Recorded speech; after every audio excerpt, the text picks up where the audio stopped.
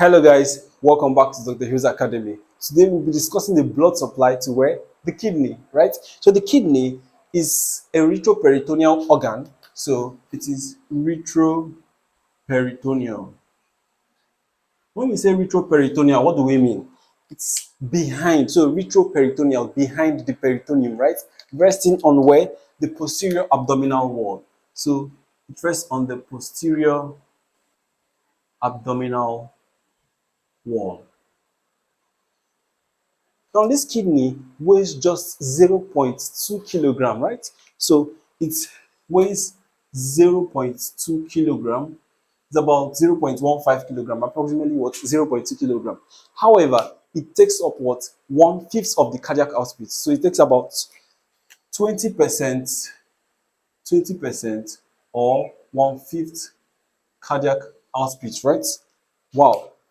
It's very little, but it takes so much blood. All right. So every minute, 1 liter of blood goes to the kidney, and then 4 liters goes to the rest of the body. Isn't that amazing? Yeah. And that's because of the filtration function of the kidney. So the kidney has to what? Filter so much blood in order to mop up what? The waste products. Your kidney is interested in your life, isn't it? Yeah. So now, looking at the blood supply to the kidney, we have our descending aorta. Remember, the aorta is divided into ascending arch of aorta and descending aorta, right? Yeah. So for the descending aorta, specifically, this is the what? Abdominal aorta. Remember, as it passes through the thorax, is the thoracic aorta. As it passes through the what? Abdomen, is abdominal aorta, right? Yeah. So this is the abdominal aorta. So from the abdominal aorta, we have an artery coming out, right? And this is the what? Renal artery. So we have the renal artery. From the word renal, you know it supplies the way kidney, okay? Renal for kidney, right? But how does it do that? That's what we want to demystify now, right? Now, for the supply, I want us to remember South Africa. Shout out to the South Africans, right? Yeah. So South Africa, from the south, we have our S, and then remove this other one and replace it with what? I. Then we have our A from Africa, and then replace these other ones with what? I. That's great, right? Yeah. So let's continue. Just remember this, all right? Now, the renal artery divides into what? Various segmental arteries, okay? For the S over here, it divides into various branches, okay? That's the segmental arteries. So the segmental arteries come, right? Yeah. So from the renal artery, we have what? Our segmental artery. This is what? Segmental artery. Now, for us to continue, let me tell you a little about the anatomy of the kidney, okay? Just a brief one. On the outer side here, we have what? The cortex. And then within the cortex here, we have what? The medulla. And this medulla consists of what? Pyramids. Pyramids, okay? So this is the cortex on the outer side, sorry. We have the cortex on the outer side, we have the medulla on the inner side, and the medulla is made up of what? Pyramids. So these are various pyramids, these triangular structures here, right? And then after that, we have what? The minor calyces over here. So we have minor calyx. Plural is what? Calyces, right? So this is the plural, calyces. Then this is the singular, calyx. And then various minor calyces join together to form what? A major calyx. All right. So you can see these two minor calyces are joining to form what? This major calyx over here. So this is the blue. This is what? A major calyx. And then the major calyces join together to form what? This renal pelvis over here. So this is the what? Renal pelvis. All right. And then the renal pelvis continues down as the what? Ureter. So we have what? The ureter. Then the ureter, goes to the bladder, and then from there to the urethra, right? Yeah, cool. So the renal artery has given off what? Segmental arteries, right? And then these segmental arteries now divide up again. We have this, let's use this segmental artery. So this is one segmental artery, which then divides up. And then this is one of them. This is another one. So what does it divide into? Remember your eye over here, right? So it divides into what? Interlobar. So we have interlobar artery. Yeah. Why is it called interlobar? Because these pyramids, each pyramid is considered as what? A lobe, right? So the interlobar means that it's inter means is between. So it's between what? Two lobes. This is the interlobar artery running between this lobe 1 and lobe 2, right? Yeah, that's great. So the interlobar artery then divides up to what? Form an arc around this pyramid, right?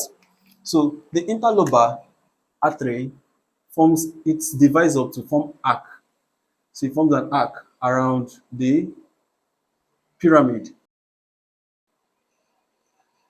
Yeah. So it arcs around the pyramid. That's why it's called what? Arcuate. Right?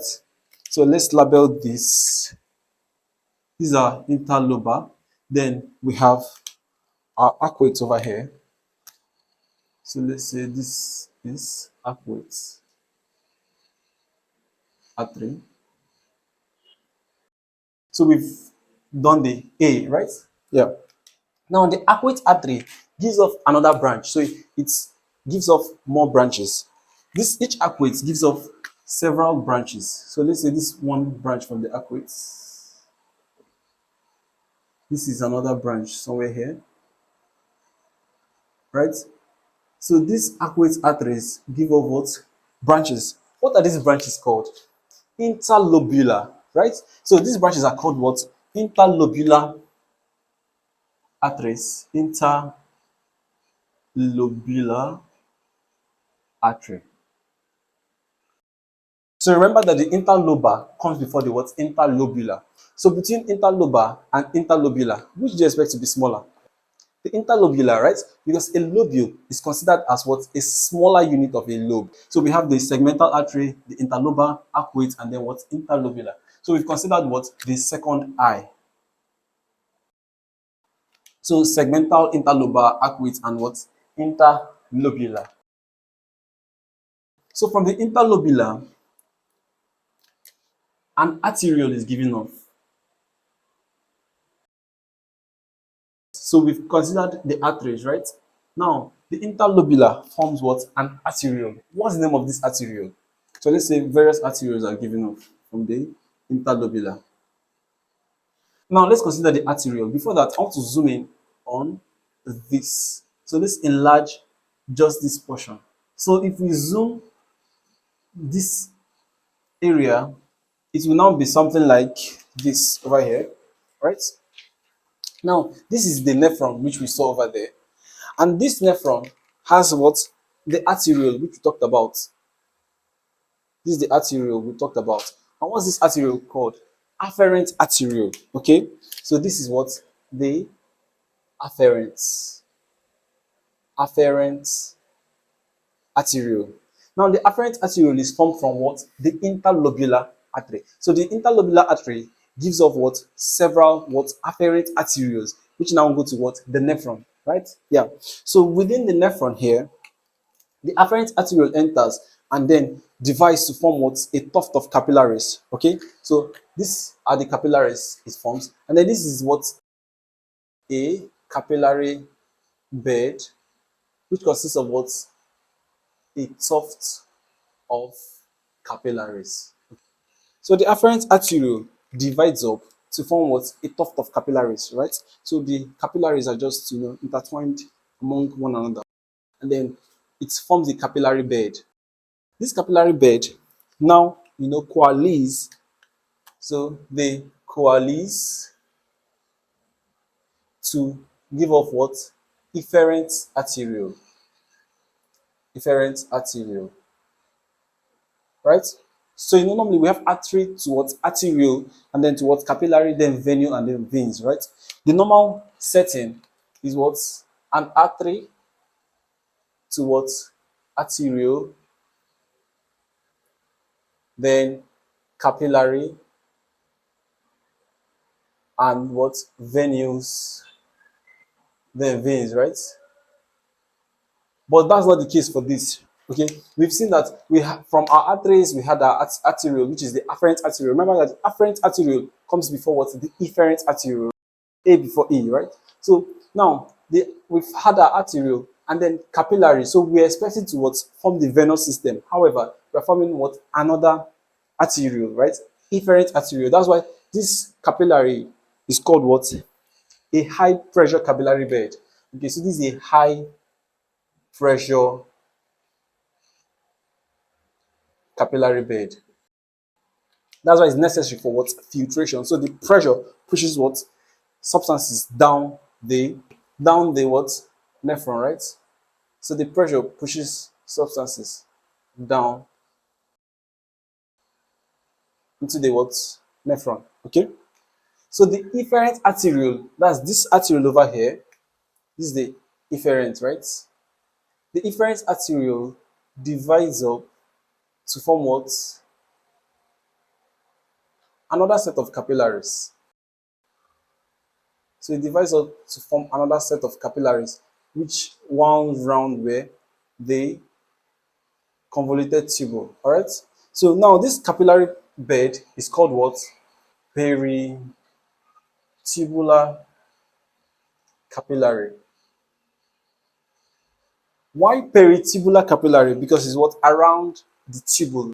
So it's around this proximal convoluted tubule. All right. You can see it's winding around the proximal convoluted tubule, right? So it's called what? Peritubular capillary, right? However, in some other variants of nephrons, like there's another type of nephron called the what? Juxtamedullary. So we have the type of nephron called juxtamedullary nephron.